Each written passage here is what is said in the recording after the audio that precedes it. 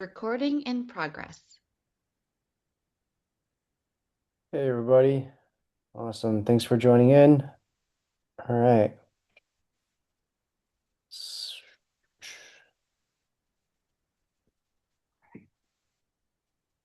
Okay, cool. So I'm gonna go ahead and jump right into it. I wanted to cover at least two topics today, which is going to be the investor deck that I just shared with you guys in the WhatsApp group, and then also best practices for just email outreach. Some of that might be redundant, so I sent you kind of like the guidebook in terms of what we circulate with Mucker Portcos. So you guys can go through it, but I'll just at least highlight it. And then if we have some time, we'll go through also um, just things to look out for in terms of like trying to focus on a specific outcome as part of your go-to-market. So we kind of highlighted on this last week, but again, like if you're to switch in your mind the fact that you're just trying to elicit response versus trying to sell your product or service or educate too much around it, like how would you actually go about it differently, right? And I think it's important to take that into consideration because like the very beginning of the entire go-to-market and just your first few years, I would say probably your first 3 to 5 years actually is like going to be building up like brand recognition, building up some kind of brand equity, and majority of the time nobody's going to know who you guys are. So, how do you elicit some level of trust to whoever you're trying to engage with to capture their attention, right? And if you think about it from your end, anytime that you give yourself your attention away as a consumer, again, either for your business or as a personal consumer, right? It's because you have some level of trust with whatever it is that you're engaging with, right? Whether it's, I think the easiest one is like, personal consumption, but like most of the times you're going off of a review or a referral or a need, and then a need leading to some kind of research or deeper dive around it. And whatever you're getting that information from is a trusted source, right? So I think you gotta have to look at it from that same perspective, in reverse whenever it is that you're trying to position your product or service. How do you build these different layers of trust at different parts of the funnel?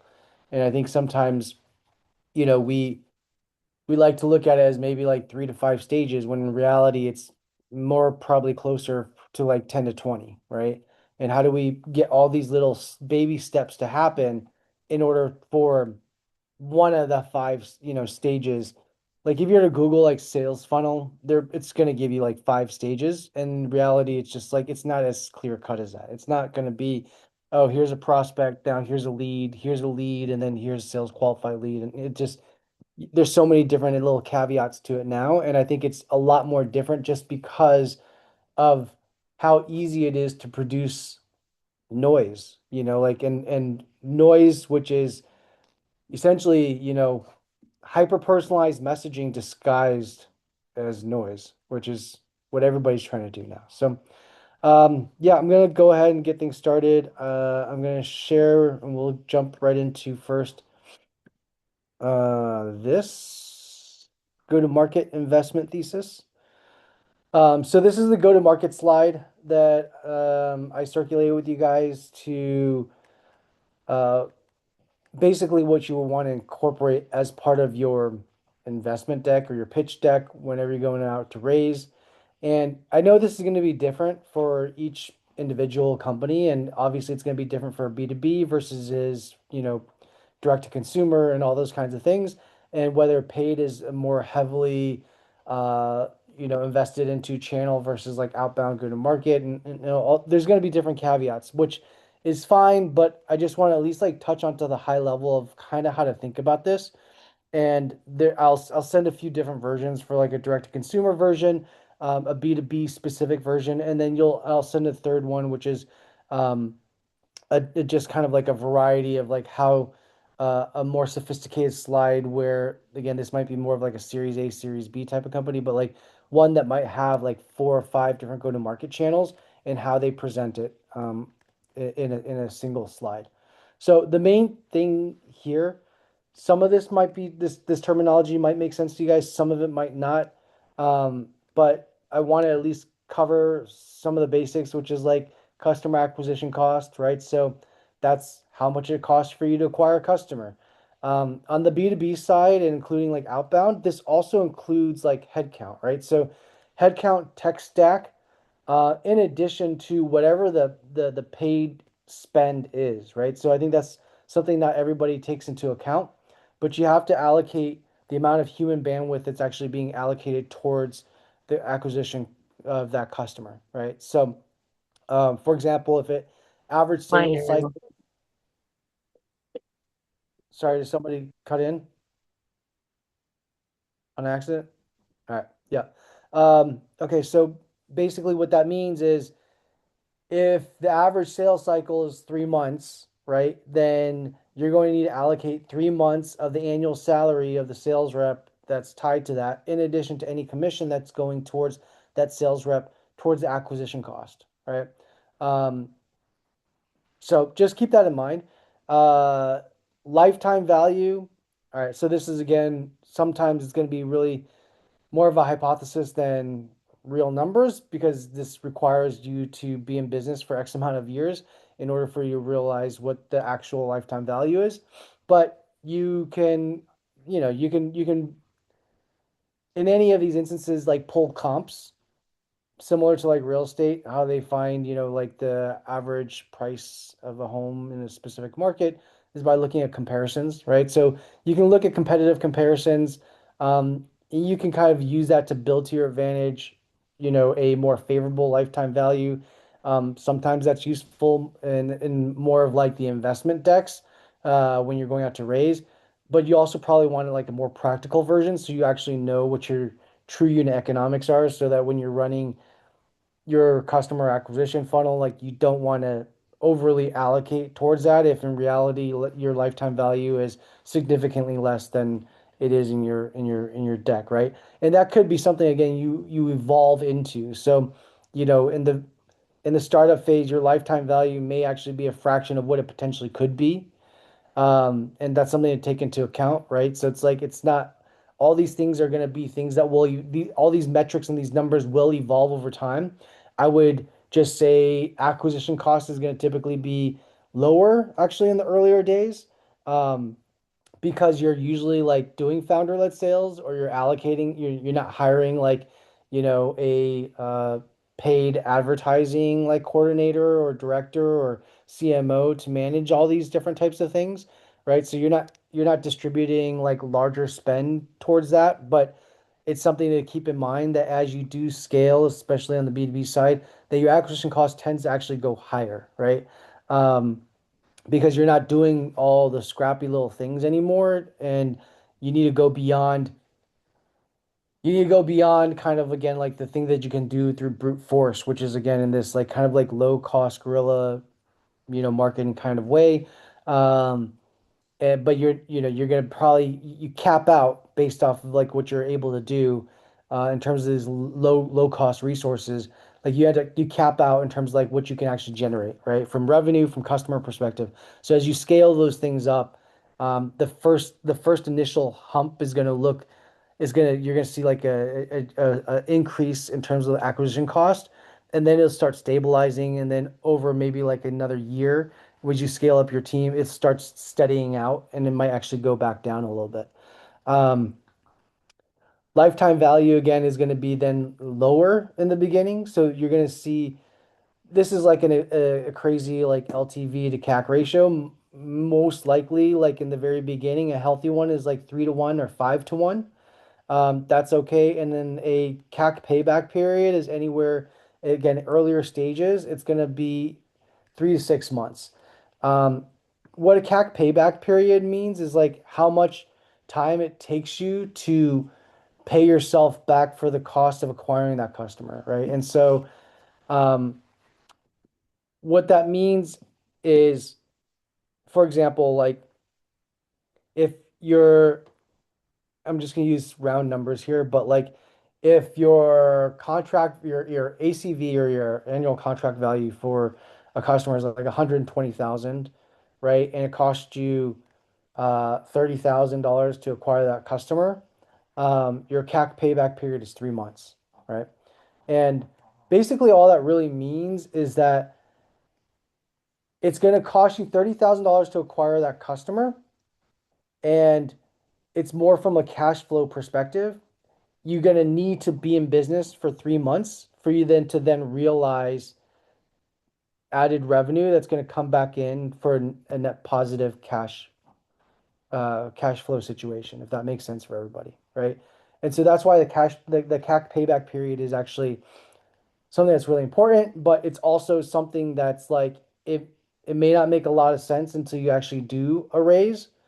And after you do a raise, like again, pre-seed or seed round, where ultimately now you have some extended runway that you can start projecting out and you can actually spend a little bit more on acquisition costs. This is something to start taking a look into. And I just know a lot of like pre-seed, like even if you raise like 100,000 or a few 100,000, like this is now something you should start paying attention to in terms of like, all right, I have some runway, I have a year of runway, and now I can start spending more to acquire customers today if I know that I'm going to be able to pay back for that customer in X amount of time, right? So you could spend, you know, 6 months of runway if you know confidently you're going to get that back in 3 months. Do you get what I'm saying? But if you don't know that and your CAC payback period is actually like 9 months, you're going to run out of money before that 9 months comes around to get back into to the positive. So just stuff to think about in terms of like this is from a VC perspective, kind of what they're looking at. A healthy again like CAC payback period is if you have a bigger ACV, you could just go 6 to 12 months. If it's lower ACVs, you're talking about 3 to 6 months. And this is more on the B2B side. Direct to consumer, definitely going to be looking at the LTV to CAC ratio more importantly. And that's again 3 to 1 or five up to 5 to 1. Any questions on that so far?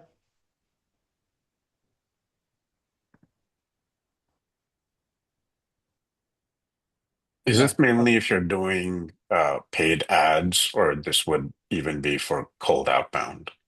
This goes for both. Yeah. Okay. So basically when you have like um different different go-to-market channels, you're just going to have to budget it accordingly. This is like your total numbers, right? But you're going to have line items for it. So it's like outbound is this, you know, acquisition cost for outbound is this, lifetime value from outbound is this, which is typically it's higher versus paid. And then, you know, and similarly, you're going to have it for paid channels, and ideally it's broken out paid channels by the specific channels you're using, whether it's like native ads, LinkedIn ads, you know, Meta, whatever it might be.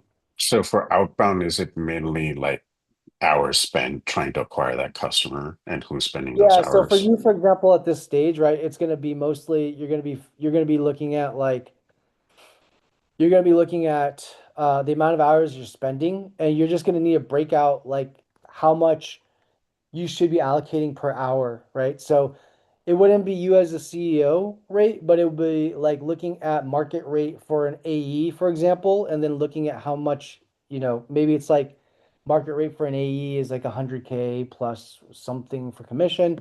And so again, it depends on the industry that you're in, but I would just find what that is. Startups are going to be discounted market rates, so like discounted by like 20-30%. Because Okay. yeah, you're usually offering some kind of like equity exchange, especially at the early anything like pre-Series A, you're going to be lower than market rate by like, you know, earlier it's going to be a larger discount just because you're going to have Okay. limited resources, and then the talent you're going to be able to acquire with the limited resources is going to be also lower. So just keep that in mind. But yeah, I mean, like anything else with projections, right? Like, or creating any kind of like new, you know, financial slide. I mean, there's an art to it, right? So there is a way that you can spin up a certain narrative, um, but you just have to be able to justify what that narrative is, right? And I think like, you know, the you can definitely balloon numbers to a certain point, but like, you know, like people are going to look at the way that you justify it is either like there's going to be sanity checks. So it's like, hey, does this actually make sense? Are you comparing your numbers to like comps that's from Google, or like, are you comparing your comps to like, Sure. you know, what I mean, so I think just kind of look at it from that perspective. But like, yeah, Um, I think it probably goes without saying, but just to make sure that everybody's on the same page. And then, yeah, to your point, just look at an AE from market rate and then just divide that by like the average work week and the number of weeks, and then you figure out the hourly rate, and then assign that to how many hours, man hours you think you spent on closing that deal, right? And all these Okay. things are going to be like, estimated guesses for the most part, which is fine. Right. But Yeah. yeah, just the main thing is that you want to know, like you want to be able to tell a story with these with what's the limited anecdotal data that you'd have, right? Versus like pulling something out of thin air and then somebody's asking you a question and it's like, well, how do you justify it? And you really don't, right? You don't have a way to do it. But if you're like, hey, I've been spending, I spent 3 weeks on this deal. I checked my email and had to go through this exercise. And you can speak it to it intelligently. Like, this is how I decided it's going to be about 10 hours worth of my time, 10 hours, of an average AE, a 30% discount for a startup at my stage is this. It just, when Yeah. you give that And explanation, it just makes it so that it sounds, it is, I mean, at that point, like somewhat, it's going to be as deep as it's going to be able to get. and for now, I'm just tracking everything just in a spreadsheet, and That's fine. it kind Yeah. of works for me. Yeah, which is totally fine, but you can also start putting something like this together, right? It's just the moment you start plugging in some kind of like dollar figure to time spent and, projected like revenue or LTV of that said customer, like you start being able to actually really look at some of the unit economics, which is the main Mm, thing that you want to do, right? Like you just want to know, hey, am I actually like spending less than am I spending less to acquire this customer or more, than I am going to get from them? And that's the main thing at this stage you want to figure out, right? okay. Because And then the you pull the whole lever based on that. yeah, you pull the lever based on that, right? Then it's like, okay, well, look, if I know that my payback period is, I got it down to 1 month when I'm doing it myself, you could like, all right, I'm confident then I'm gonna go, if I can get a sales rep to use the exact same thing playbook that I'm using, right?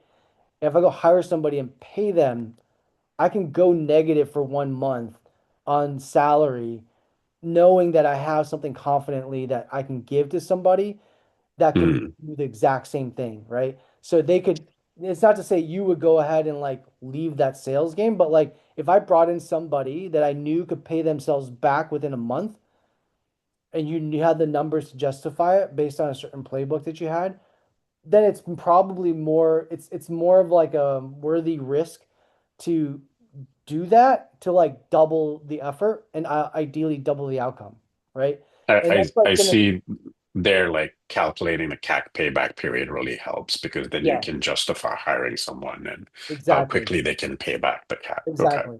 Yeah. And again, this is something that's going to probably be like shorter in the well, depends, but it might be it depends on like your ACV. But like, if you're talking about, you know, 5-figure ACVs, it's possible to get them into like a month long payback period. Like when It you get starting closer to 6 figures, that's a little bit tougher. But like also you got to think of like in reality, you should be able to be spending up to 30K on a new customer if it's a 6-figure plus deal. Um, and is ACV the same thing as LTV? no, ACV is like annual, so it's your annual contract Oh, value. okay. It's only Yeah, on annual. Okay. Got it. yeah, Got it. yeah. Okay. Cool. Any other questions on that so far? All right. So you guys are getting, hopefully you guys get an understanding of like level of predictability you're trying to get to, right? Um, this is a good example of like from paid ad spend perspective, right? So per 10,000, this is going to be reflective of paid channels. So this would be like 200,000 impressions. From the 200,000 impressions, we get 4,200 visitors.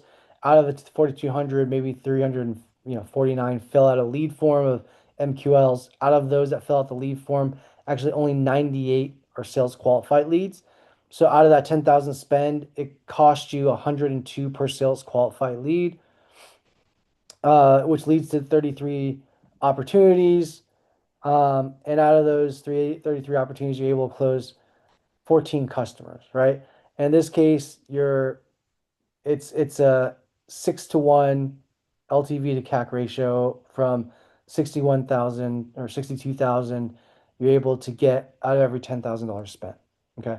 Again, these are super favorable numbers. Like even if you're uh um opposite of this, like loss leading in the very beginning, that's okay too, right? That's actual strategy for companies, like specifically on the direct to consumer side and on the mobile app side. Loss leading is a very common strategy, but you need to know what that looks like, right? So I think it's still important for you to start figuring out what these numbers are, even if it's you're losing money on acquiring a customer or acquiring a user in the very beginning. Um, yeah, I think it's just gonna it's important to know. Um, this is again kind of like more so from an investor's perspective of like they want to know based on like whatever they invest, whatever you're trying to raise. In this case, if you're trying to raise 2.5 million or like 500,000, where does that money go to, right? So like if you're trying to oversubscribe or you're trying to just raise a minimum of 500K, how far does that get you, right? And if you have 2.5 million, how far does it get you? Investors want to be able to see that because it helps them understand what the potential of the deal could be for them. And the more that you can figure out this narrative, again, like what they're going to get out, what they're going to be able to realize based off of the money that they give you, specifically as it relates back to return on revenue, that's what they're going to want to know. And again, if you have more of a breakdown, you don't have to include it all in this one slide, but like if you have the different channel breakdowns and you know what that looks like, you want to be able to have that as a reference point. So if they ask you that you have it, this is pretty good, I think, in terms of like understanding just like the key summary of what you need to do and what you need to have from like a numbers perspective on your go-to-market slide. I think a lot of startup founders will probably have like 3 to 5 slides on like financials around like, and I've seen it a lot of times that's just kind of like overkill, or they're just kind of like arbitrarily making up numbers, or they're just using text to describe their go-to-market. And again, like you want to be able to create a story visually where an investor can look at the slide and be like, okay, so if I gave you X amount, this is what could be expected out of it for your business. That's the bottom line, right? And then everything else, you just have to be prepared to explain it, right? And all you're trying to do with the numbers here is to create an attractive enough narrative that you're gonna get the right questions so that they can dig deep. When they ask you questions, that means they want to dig deeper. If they're not asking you questions, they're probably fucking confused or just it. I'm sure you probably spent time on it, but they're probably either confused or it just doesn't look attractive. Doesn't look realistic, right? Uh, Are they looking for multiple channels, or if you just had one channel and you feel No. big, bringing in customers and we're Yeah, if converting? you're look, it doesn't. Yeah, it's they want to know that you have like a proven channel. Yeah, Okay. And that's like all that if you, matters. yeah, that's all that matters at this stage. Like again, it might be different if you're raising a Series A. Um, you're gonna want to have different channels, and it's gonna be important to get to a Series A though. You're probably like in today's market, you're probably doing like 10 million plus in ARR already, right? So like you've gotten something to work, and you know what that looks like. So, um, you're gonna have to. You would have by survival have to have already like multiple channels. Um, so yeah, that's the main thing. And again, like if you can just simplify it to here, where it's like every dollar invested in go to market will yield blah blah blah. This is perfect. I would actually probably put this towards the top of the page instead and move this towards the bottom. But that way it makes it very clear in terms of like from an investor's like eyes going towards it of like what they need to see and then like, oh, okay, this is attractive and this is blended go to market ROI, right? So this is the multiple channels, but like this is attractive enough for me to dig deeper on this slide. this actually part is probably redundant. I would probably just get rid of this and then just throw that bottom part to the top. Chris? Sorry, I have a silly question for you. How would you rate or improve your slide? Like, would you say this is like a 10 out of 10, like if you'd want to see this as an investor, or is it Yeah, I like would say this is like 9 out of 10. sweet? Okay, okay. Yeah. And I just like I'm happy to take a look at any of your guys' slides if you guys want to share them.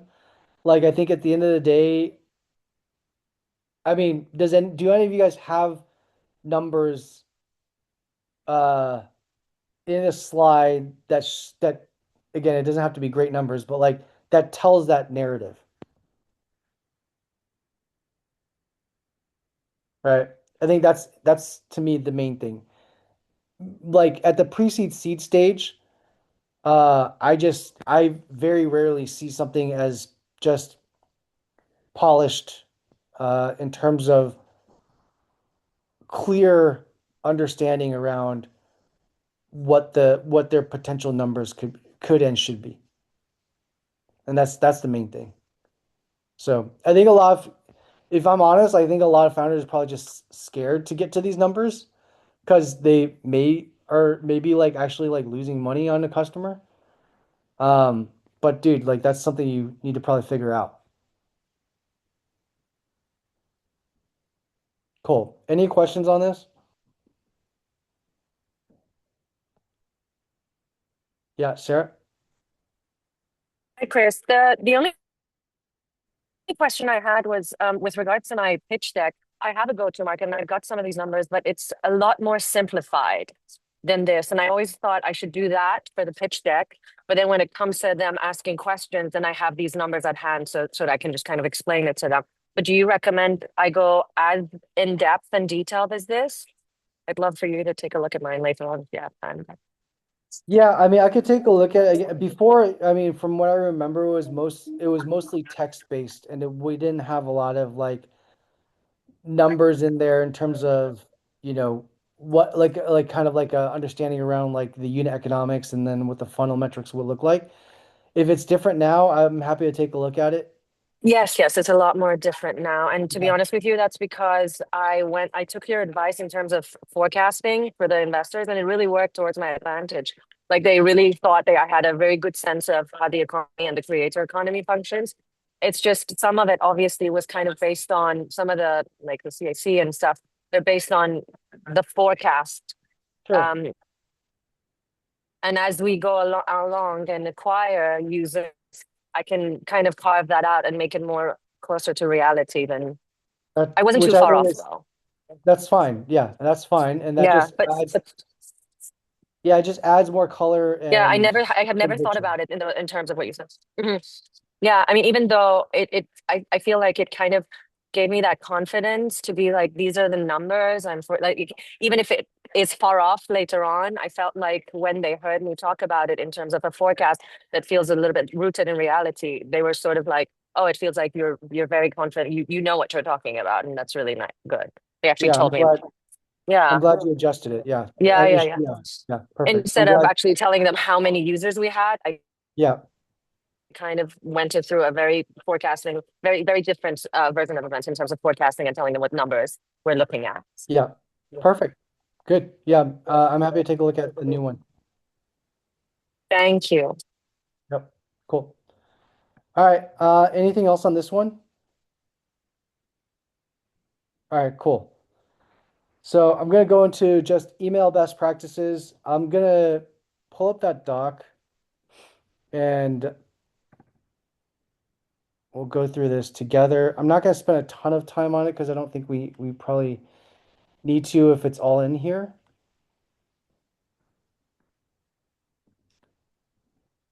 But I do want to also just show you guys like some of the tools that we use as part of that. So the first few things here is that, all right, number one is never use your own domain, right? So never use your primary domain as um, for any of your go-to-market or outbound outreach, because you never want to get it whitelisted from any of the platforms, and then ultimately go to spam. So that's the first thing. What does that mean? It means you gotta buy a shit ton of domains if you're gonna ever use email as a primary channel for outbound. And you're gonna need to burn through them and rotate through them. So what does that look like? Well, you can go through third-party tools like Instantly or Warmy. There's a few of them that allows you to buy like already warmed up domains. Um, and you can use those and just redirect those domains back to your site so that if somebody looks it up that it goes. But the pre-warmed up domains may or may not have any correlation to your business, and I'll show you what that looks like. So this is like an Instantly account. Um, let's see here.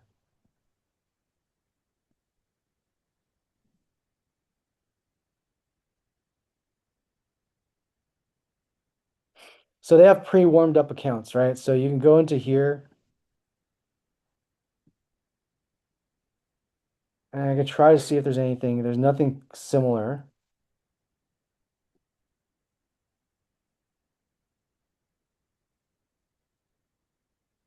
But they do have all these other ones, right? So you can click onto one of these and then you can use one of these already pre-warmed up ones. We don't do that. We actually like go ahead and we get the domains. We've got like 30 domains for our company, and then we warm them up in here. So these are ones that we currently don't use for any go-to-market or outbound, but we have this warming up on an ongoing basis. So when we burn through one of them, when we test the deliverability of an email address and it starts, we're starting to see it go to spam, then we're going to have to cycle through them. And so we're going to pull one from here, which is, and then we'll replace it into whatever the tool is that we're using. We use something called Bird. We end up sending out like a few 100,000 emails per month. So this is why something like this is important. Um, and then there's also, other tools like SendGrid. We also use Mailjet, AWS. I mean, there's all different types of email service providers that you can use. Uh, you're still gonna have to go through this and set up the infrastructure for it to make it work. But yeah, this is something that we'll have. We have 5 different email accounts connected to this in order for us to get to the doing a few 100,000 per month.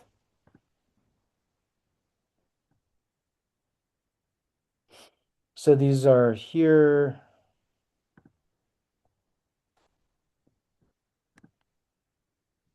Yeah, so this monitored is healthy for right now. But again, like if any of these don't deliver, we also send test emails constantly. If they don't deliver, then we'll go back to our pool here. And that means that you're buying either on GoDaddy or Google domains, and then you're setting up the email account. There's a few other things that you need to do in terms of best practices. In addition to warming up your domain, there's setting up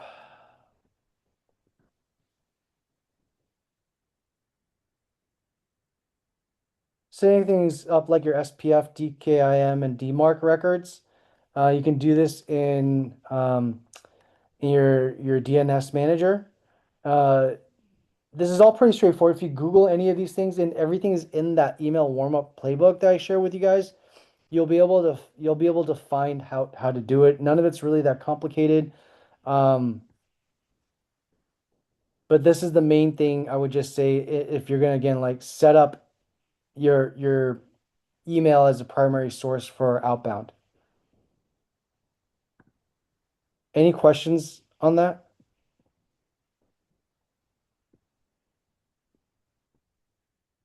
Again, I don't want to dive into it too much because all of that's in the document. Yeah, Chris. Is sending out like 2 to 300,000 emails normal? That sounds like a lot. That's actually pretty low. Okay, okay. If you think about any kind of like enterprise company, enterprise level company, sending out millions per month, right? And if you think about like any direct to consumer company, they're probably sending out more than a B2B enterprise. Got it. Okay. Just wanted to just understand. So thank you. Yeah. Um, and there, I mean, there is like, yeah, there is a difference between, transactional messaging, and then also, cold outreach, but there, the practices are the same. If you start looking through your inbox of like marketing emails that you get for stuff that you even signed up for, transactional messages, like you'll start noticing that a lot of times they're using subdomains or different domains entirely from their primaries.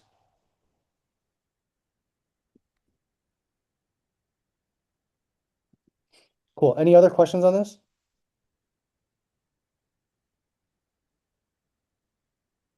Everybody's good on the email stuff? Okay. I will also just say like there's one other thing I wanted to bring up in terms of like creating emails, right? Like I think and this kind of ties into some of the stuff that I wanted to just kind of briefly go over, but like if we use email as an example, and I just had this conversation with a portco yesterday, but it's like you need to be able to a lot of people will do like email outreach and then they'll say like, oh, that's not working, right? Like, because they're not getting the results that they want or they're not getting any responses and all that stuff. And that's really not the case. I mean, email still tends to be a very viable channel in a lot of instances if you know how to use it correctly. Um, but I think like you need to break up how the psychology of like how email actually works. And so in some cases, like I used to be very bullish on like plain text emails. And I mentioned this last week, and just like, super simple subject lines that are intentionally vague, that's personalized to the individual, just like a hey, first name kind of thing. And that used to work well 10 years ago. But now everybody under the sun is using that kind of methodology or thought practice. And so now, things will work until they stop working or it becomes oversaturated with other people doing the exact same thing. And so you kind of have to figure out how to do things differently. Um, you know, and for us, we like for me, for the companies that I have and that, portcos that I work with, it's gonna depend upon your ICP, right? Like it's gonna sometimes the plain text is gonna be better. Sometimes, an HTML generated email is gonna be better. Um, and sometimes it's like if you have a paid motion, like for us, for example, we get user sign up through a lot of paid channels. We also do emails, but like we found that we can use it as a way to acquire users through paid channels, but for activation and engagement, we need to leverage emails to educate and get them to be activated, right? And so, in doing that, we found HTML designed emails work better in terms of like getting those users engaged, meaning for them to start taking action on our platform. Um, and we tried this for a long time with plain text emails, and then we started doing more as AI became better at designing these HTML type emails. We started leaning into that more heavily and found that those work better. Um, so I think you have to be able to be agile enough to play around with it. And I think like don't overthink it. This is where like AI can be superly useful is helping you guys come up with ideas, right? Like for us, for me, for example, like I just try to think through now like value propositions. What is our product or service doing that's different? How can we position the narrative or the brand a little bit differently? What are we actually trying to do at the very core and the most simplest function? And then feed some of that into AI to have it start putting together the templates for you. And you can always adjust it accordingly from that. But instead of you just sitting there overthinking the whole thing, I think it's important for us to like start leveraging AI for these purposes because we don't know what's going to perform, right? And so I think it's important to just start experimenting. Um, and part of that is like adding more like human elements into your prompt engineering also, right? So like let's make it more short. Let's make it focused on responses. Like this is what we do, but I don't want to overly sell, right? Like how do I get somebody just to reply to me? So just start like playing around with this idea again of not focusing on getting somebody from A to Z in that customer experience or customer cycle, but like how do we get them to take the next step? And you're gonna have to maybe break it down in that way where it's for because for us, for example, like on our platform for Leader Pro, it's like the first thing that we need is like somebody to create an account, right? And there's a lot of ways we do that. We have some plain text emails that we use in conjunction with like we'll pay somebody literally to create an account for $10 because we know that if it's going to a specifically like highly targeted list of like a certain level executive, that anybody that creates an account from that, it's worth $10 for us, right? Or like up to sometimes it's like if it's a C-level list, then we know that's going to be the recipient of that is a C-level executive, then we'll pay up to $100 for them to create an account, right? Like at that point, you just need to know what the right message and the right audience is for you to get to the next thing that you need them to do, right? And we've played around with these different numbers of like, okay, if we gave them a cup of coffee versus an Amazon card versus this or versus whatever it is, we play around with different lures to then figure out what's going to get them to that first step. Now, that first step doesn't guarantee that you're going to be able to monetize off of them, but you do know that at that point, for example, we know that if we, for every 5 new users we get, one of them will translate to at least like $500 in terms of like a month, like an immediate revenue, right? And so we can spend up to $500 to get those 5 users, knowing that one is going to yield at minimum 500 of revenue. So that's something that, again, like when you know what that looks like, going back to that investor slide on your go to market, it makes you more have the ability to be more creative, like what you want to say, what you can do, versus just using words as the key lure. Does that make sense? Okay. Um, like when you think about it too this way, right? Like a lot of people like sometimes are like weary of like paying people for their attention.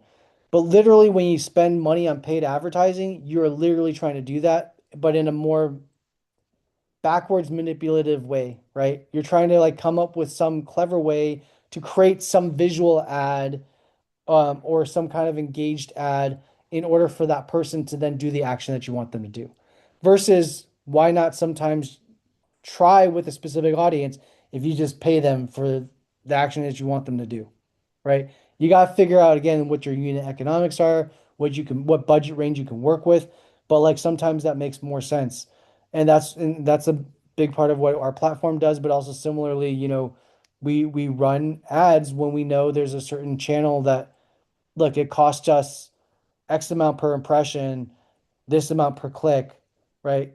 And like we still have more room even when we get to the MQL stage, we could still spend $80 more. Why don't we give that away, put that into the ad, and then we'll give away $50 because it makes the rest of the performance of the paid channel better, right? So gives us a lower cost per thousand impressions, give us the lower cost per click when we actually add an incentive into the ad.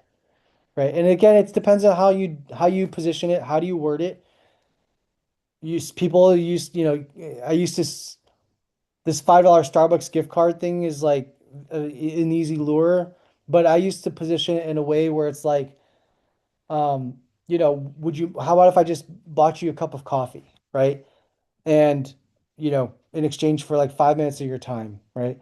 And making it more human so it's like I'm just buying you a cup of coffee versus I'm going to give you a $5 Starbucks gift card makes a difference, right? So I think this is again a few years ago, but like the psychology of that still rings true. How do you use any lure incentive, right? Humanize it, right? So it doesn't feel like there's an actual transactional exchange happening, but they're feeling like, okay, well, this person's at least being sensitive to my time. I trust that they're going to be sensitive to my time. And so I'm willing to give them some of my time. And that's again to get just to that first stage of engagement, right? And then after you get engagement, now you have a listening ear. Then it depends on what you say to that listening ear, right? If you spend the next 30 minutes and dude, there's some again, like we see so much data on the Leader Pro platform, but we had vendors trying to pitch for 60 minutes. Like no, in today's world, nobody's giving you 60 minutes and like undivided attention, right? And they had a super low conversion. They had like converting at like 2% of customers, and they're complaining as to, and we look at their time and it's like so easy for us to identify. The best salespeople aren't even like selling, right? And they can able to do it in 15 minutes. And the 10 minutes out of that 15, they're asking questions. And as long as they ask the right questions, they can position it so they're almost like leading to the solution, right? And so the solution being whatever it is you're selling. And so I think you kind of got to figure out how you get to that next stage, which is now you got the response, now they got their attention. How do you get them to do the next thing? Now, the next thing may not actually be buying, it may not actually be signing up, it may not actually be becoming a user, but it's going to be maybe like getting them excited, right? Like getting them to, or maybe it's getting them to refer somebody. But you need to figure out what that next step is because if you have a very low conversion rate, it's probably overly your product or your solution, the way that you explain it is like way too overly complicated. Sarah has a question. Chris, well, with our product with Clipped, even though it's a B2C, we sort of decided to have a go-to-market that is more B2B style because we weren't just trying to acquire user. We were thinking about them as distribution engines, like creators with audiences. And so whenever I try to, initially I used, I took your advice. I used my own channels, my social channels to get through to them, whether they're podcast hosts or writers or live streamers or Substack users. And what I noticed is when I had like a generic sort of message to them, they would never sort of respond or engage in that same way. And I found myself writing emails and messages and prompting the very specific one to them for like 6 hours a day, which I felt like wasn't the best use of my time. But then I thought about tiering every creator that we want to get on the thing, talk like the ones that have 500 users, I would just sort of generically invite them. The other ones that were sort of the long tail creators, I would write really, really specific emails. I felt like it was a good use of my time at the beginning, but I don't know how long I can keep doing this if I So am you planning don't to have get to do into you the don't so you don't right, have to keep doing that, right? If you have right. the I haven't threads, found a way to well, dude, fasten the AI, process. you plug it into AI. If you have all that data already, Hmm. create a GPT or create use plug it in, right? So it's like for this person, I wrote this. For this person, I wrote this. This person, I wrote this. This is the reason why. And if you have those three cells for, like if you imagine like a row, like of whatever it is, now can you do the same thing and create the blurbs for, and then input a list of like, I don't know, 100 or 1,000, whatever other users. Essentially add characteristics of who that person is and what they Exactly. want, and then gotcha. And then on that note, for them, I don't know how much of the product I should.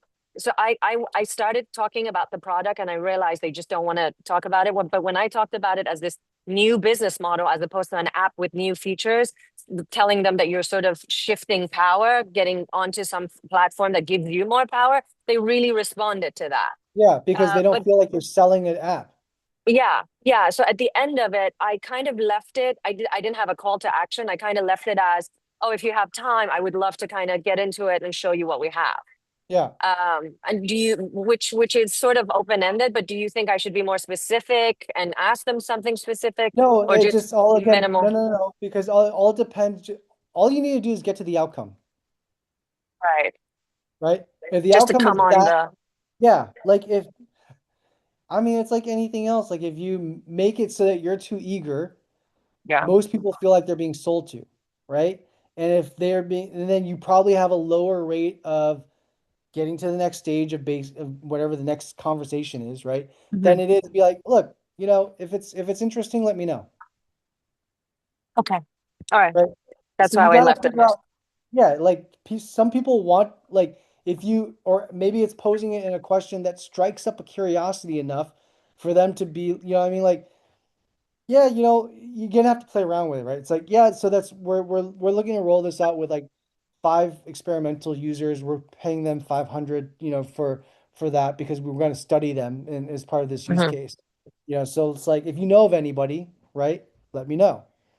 If you know Oh, of nice. anybody, it's Yeah, always that's a good one too, because like then you're not thinking of they're not thinking you're thinking of them, but they're like, oh, but I want that.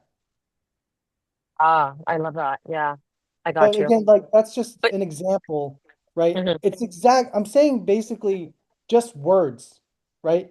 None of the shit that I'm saying is actually matters. It's just trying to get to the outcome of getting them to commit to you in some way, right? I see. Yeah, And I could try saying like, will you go ahead and sign up and create an account now? Right? yeah, Now, does that feel more attractive? Probably not. Versus like, hey, if you nobody anybody, this is the program we're running, and would love. Yeah, I'm happy to give you a referral fee if you can find me somebody. Right? yeah. It's like And also, they really whatever. respond to exclusivity as well. Like we're just starting with a Sure, small group of people, and of yeah, course, so because everybody yeah, wants to feel special. So like, how do you yeah. feed into that? Mhm.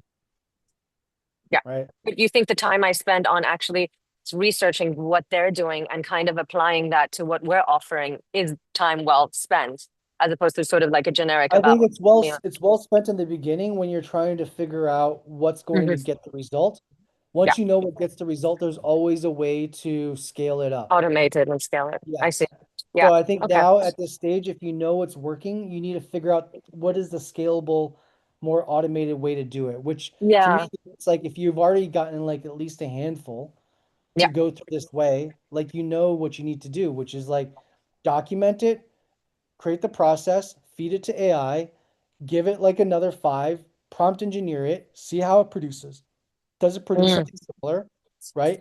Um, for something like that where it's more personalized, like I think Claude will probably be better than Chat, but like test it.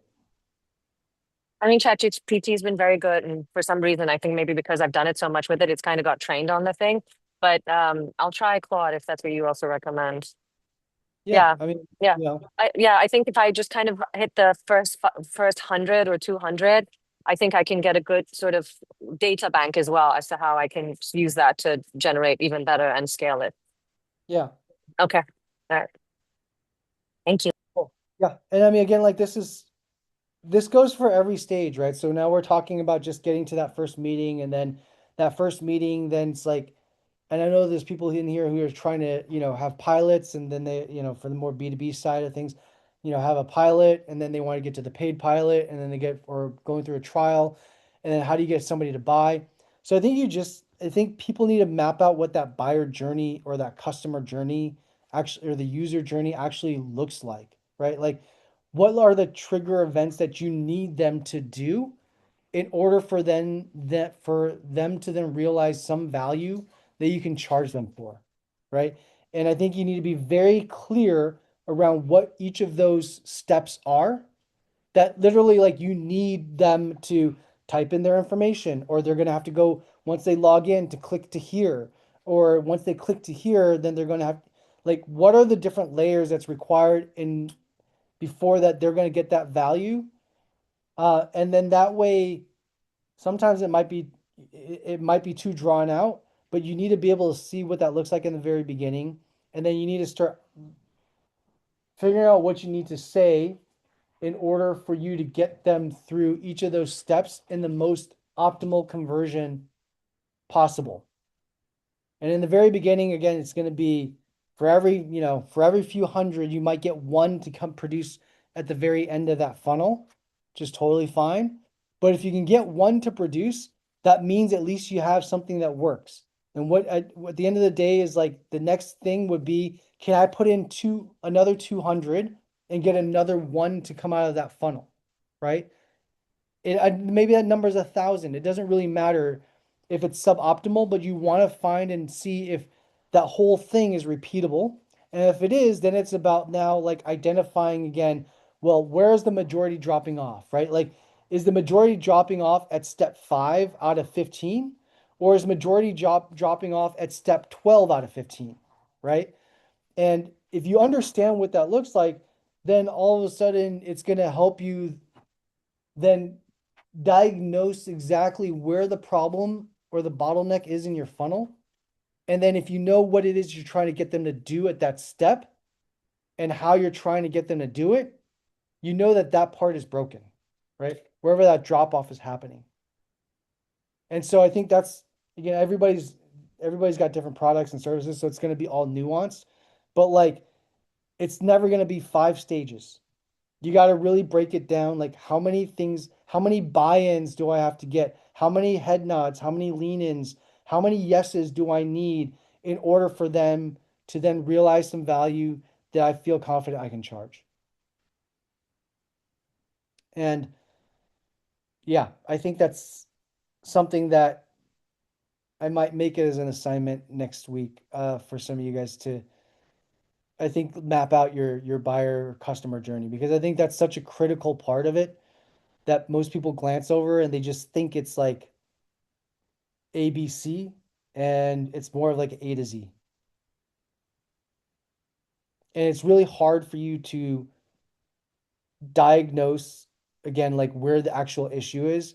I think we talked about this with Busola, which is, the landing pages and just like getting to a form. Like that's a very, very simple version, right? We're just trying to collect information at this point. But like you need to understand, like, is the issue of getting traffic to the landing page? That wasn't the issue. But then the landing page to the form, or is the completion of the form itself the issue, right? So we understood then it was the landing page to the form was the issue. Like people got to the landing page from the ad, and that was okay. The ad worked to get them to the landing page, but then the landing page to the form, there's a disconnect.